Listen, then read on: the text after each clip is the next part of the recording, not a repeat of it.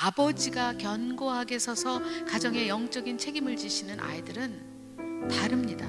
제가 20년 가까이 봤어요. 그 가정의 아이들, 자기들이 평소에 했던 것보다 점점 실력이 트이는 거예요. 그래서 큰애는 생명공학을 전공하게 됐고 작은애는 의학을 전공하게 됐습니다. 제가 몸담고 있는 독수리 학교는 올해로 개교 18년을 맞았습니다. 개교 때부터 저희는 그 신명기 6장 4절에서 9절 그 말씀을 근거로 해서 가정과 함께 가는 교육이라는 슬로건을 내걸었습니다. 그래서 등하교 학교를 하면서 어머니 따로 아버지 따로 열심히 부모 교육을 했습니다. 그런데 2017년까지 약 16년 동안 부모 교육을 해온 것의 열매가 들인 노력에 비해서 너무 미미한 거예요. 그 원인을 살펴보던 저희들은 우리의 부모 교육, 저희들이 했던 부모 교육이 자녀를 교육하는 데 초점이 맞춰져 있었다는 것을 발견하게 됐습니다. 지난해에 저희들이 자녀 이전에 가정을 하나님이 뜻하신 질서 위에 세워야 하는 것이 우선이라는 것을 발견하고 지난해 1년 동안 부모 교육 과정을 새로 만들어서 진행한 교육이 오늘 제가 여러분께 강의할 네 강의의 내용입니다. 그런데 그 결과가 놀라웠습니다. 저희들이 지난 16년간 추구했던 교육이 맺지 못했던 열매들이 굉장히 빠른 속도로 나타나는 것이었습니다. 상당히 많은 가정이 변화를 일으키기 시작했습니다. 뿌리가 되는 가정의 구조, 가정의 스트럭처가 어떻게 되기를 하나님이 원하셨는가에 초점을 맞추고 더 뿌리서부터 시작할 때 열매들이 신속하게 나타나는 것을 저희들이 보게 됐습니다. 이런 이유로 앞으로 부모가 자녀에게 신앙을 전승하는 것만이 한국교회의 미래를 담보하는 일인 것을 저희 가정의 힘 팀이 잘 알기 때문에 교회가 앞장서서 각 가정을 견고케 하는데 도움을 드리기 위해서 이미 임상적인 결과를 낸 교육과정을 여러분에게 소개하게 된 컨퍼런스라고 생각을 합니다. 1강에서는 성경을 근거로 가장의 부르심과 역할에 대해서 알아볼 것입니다. 우리들 대부분은 부부가 되고 부모가 되면 저절로 그 역할을 수행할 수 있을 것이라고 막연하게 생각을 하고 결혼하고 아이를 낳게 됩니다. 남편들 역시 가장의 역할이 특별한 지식이나 노력이 없어도 저절로 수행될 수 있다고 생각하고 가정생활을 시작합니다. 그러나 사회생활과 마찬가지로 가정 안에서 가장의 위치나 가장에게 부여된 책무도 올바른 지식과 안내가 필요한 것은 물론이고 그에 따른 노력과 수고, 반복되는 실행, 시행착오 이런 것들 가운데 바르게 자리매김이 되고 그 역할에 있어서 성장할 수 있습니다. 오늘 우리 사회에 속한 가정 현장을 중심으로 제가 가장의 유형을 셋으로 나눠봤습니다. 첫 번째 유형은 이전 세대의 대부분의 아버지들의 유형입니다. 사회생활 외에는 가정에서 역할에 크게 관심이 없는 유형의 가장들입니다. 두 번째 유형은 아버지가 가정의 중요한 일원이기는 한데 애들은 엄마랑 훨씬 가깝습니다. 그리고 아버지가 낄 자리가 별로 없는 경우입니다.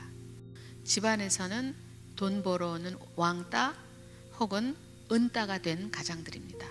이런 분들의 경우 대부분 가정에서 자신의 위치나 책임에 대해서 분명한 지식이나 방법을 알지 못하기 때문에 흘러가는 시간 속에 별다른 대책 없이 그대로 가정 생활을 하고 계시는 가장들입니다.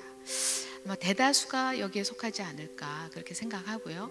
마지막 세 번째 유형은 집에서 가장으로서 자리와 권위를 가족으로부터 인정받는 가장들입니다. 영적으로나 경제적으로나 인격적으로나 인정받는 가장들, 소수일 것으로 추정합니다. 우리 사회의 가장들이 가지고 있는 가정에 대한 그 막연한 그림, 그것은 어디서부터 온 걸까요? 오늘의 가장들이 자라온 가정과 그 시대의 가족 구성원의 역할, 그리고 오늘 받고 있는 시대적 영향은 이방 문화와 종교의 전통 위에 세속화된 시대의 풍조가 더하여진 것이라고 볼 수 있습니다. 그래서 우리 사회의 가정들은 이방 종교와 문화에서 비롯된 전통, 그리고 시류를 따라 변하는 세속 문화의 가치 속에 표류하고 있는 실정입니다. 견고하지 않은 터 위에 있는 오늘의 한국의 가장들은 밑둥이 없는 화초처럼 이리 쓰러지고 저리 쓰러집니다. 그래서 가정들은 든든히 서지 못하고 있습니다. 저희가 앞에서 읽은 사사기의 말씀에 그때에 이스라엘의 왕이 없으므로 사람이 각기 자기 소견에 옳은 대로 행하였더라 라는 말씀이 나옵니다. 오늘날 한국의 가정은 지도자가 없는 사사기와 같아 보입니다.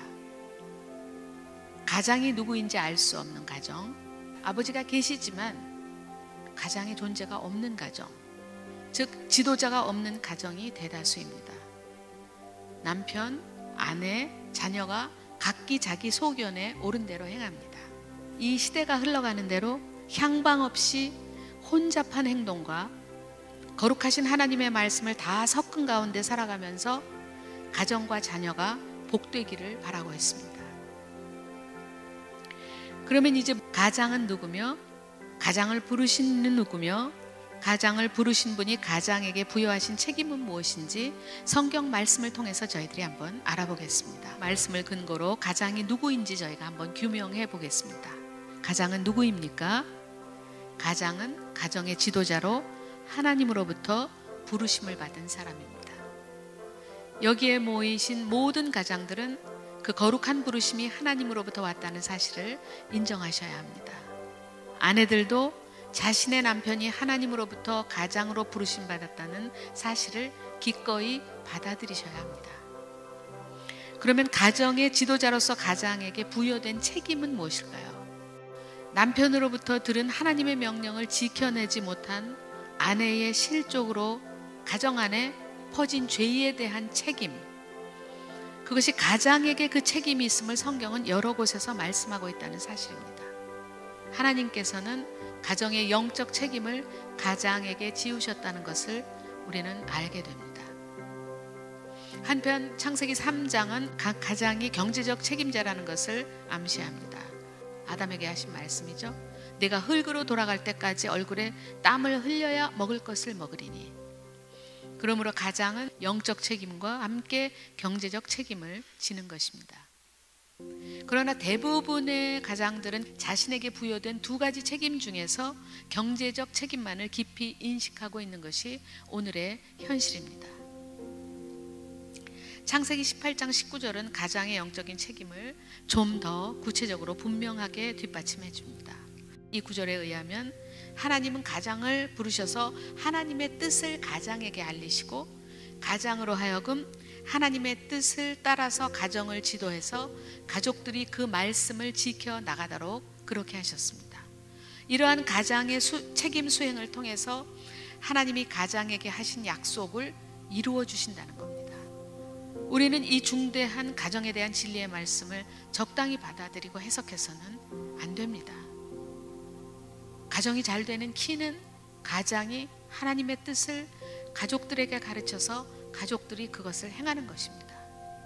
오직 순종만이 길입니다. 이제 각 가정의 가장들은 하나님이 주신 가장의 자리를 분명하게 인식하고 그 자리에 서셔야 합니다. 지금까지 그 이야기를 들으면서 가장들에게 이런 염려가 생기실 거예요. 이 버거로워 보이는 가장의 책무를 능력이 없는 내가 과연 어떻게 해낼까? 눈코 뜰 새 없이 바쁜 사회생활 속에서 이 일까지 내가 어떻게 하나? 그렇지만 염려하지 않으셔도 됩니다. 하나님은 각 사람을 불러서 그 의도하신 일을 하도록 명령하실 때 부르심에 합당한 능력을 주시고 돕는 자를 붙이셨습니다. 저희들도 그 일을 도우려고 또 많은 노력을 하고 있습니다. 뿐만 아니라 이 일은 피할 수가 없는 일입니다. 피해서도 안 되는 일입니다. 그 뜻에 순종할 때만 하나님이 예비하신 가정의 생명력과 풍성함을 누릴 수 있습니다. 그 명령을 받아들이고 결단을 하면 그때 비로소 명령을 수행할 여건을 만들어내기 시작합니다. 시간이든 환경이든 결국 가장의 책무를 수행할 수 있는 여건은 우리의 포기하지 않는 순종 속에서 만들어지는 것입니다. 이것이 성경이 우리에게 반복적으로 가르쳐 주시는 방법입니다. 오늘 가정의 책임자로 세우신 가장의 역할을 이제 확실히 아시고 이를 위해서 우리 모두는 한 걸음을 떼야 합니다. 우리는 주님 앞에 설 때까지 여전히 완성되지 못하고 부족한 것입니다. 어떤 가장은 앞선 것처럼 보이고 어떤 가장은 많이 뒤처진 것처럼 보일 것입니다. 그러나 앞서거나 뒤서는 것은 아무것도 아닙니다. 빠르거나 속도가 느린 것도 아무것도 아닙니다. 우리들이 창조주의 뜻을 깨달아서 그 질서대로 삶을 개편하고 그 방향으로 한 걸음씩 나아가는 것은 그 자체가 빛된 삶이고 생명을 담은 삶이기 때문입니다. 그러므로 좌절이나 포기는 금물입니다. 하나님의 말씀을 거역한 후에 두려워서 숨은 아담에게 아담아 네가 어디 있느냐 라고 하나님께서 부르시며 찾으셨습니다. 하나님의 마음을 우리에게 보여주셨습니다. 오늘 아무개야 네가 어디 있느냐 라는 가장을 부르시는 하나님의 부르심에 가장들은 각자의 음성으로 대답하실 수 있기를 바랍니다. 주님, 제가 여기 있습니다. 제가 가장의 자리에 서겠습니다. 제가 한 가정 얘기를 해드리겠습니다. 한 가정에 아버지의 얘기인데 아들이 둘 있었는데 둘 다 저희 학교를 보내셨어요.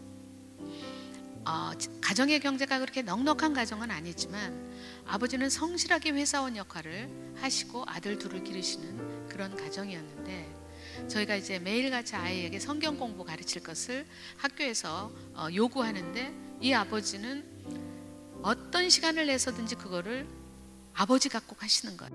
만약에 지방 근무를 가게 되시면 핸드폰으로 아이와 그걸 하시는 거예요. 근데 이 두 아이들을 보면 정말 특이한 게 너무나 이렇게 안정돼 있어요. 아이들이 웬만하면 흔들리지 않아요. 그리고 여유롭고 사람들에게 따뜻하면서 둘이 성향이 굉장히 다른데 공통적인 것은 안정돼 있다는 것, 밑이 견고하다는 것, 바닥이 견고하다는 것, 따뜻하고 부드럽다는 것. 그래서 그저 자기에게 주어진 학교의 가르침을 따라서 공부를 하기도 하고 안 하기도 하지만 아이들이 대체로 했습니다. 그 아버님은 직장에 나가서 고등학교 두 아들이랑 아버지가 친밀하게 얘기하고 아이들이 아버지한테 고민도 다 얘기하고 이런 거를 얘기하시면 직장 동료들이 정말 기이하게 보셨다 그래요. 어떻게 그런 일이 있을 수 있냐. 아버지가 견고하게 서서 가정의 영적인 책임을 지시는 아이들은 다릅니다. 제가 20년 가까이 봤어요. 그 가정의 아이들 자기들이 평소에 했던 것보다 점점 실력이 트이는 거예요. 그런데 제일 관심 많으시죠? 애들이 어떻게 실력이 트이나. 그래서 큰애는 생명공학을 전공하게 됐고 작은애는 의학을 전공하게 됐습니다. 하나님께서 가장을 부르신 부르심에 엄숙한 마음으로 응답하시는 가장들을 통해서 각 가정이 하나님이 뜻하신 바대로 풍성하고 아름답게 세워져서 하나님께 영광이 되고 우리에게 넘치는 감사가 되고 가정이 나아갈 길을 잃은 우리 사회에 길이 만들어지기를 간곡한 마음으로 바라봅니다.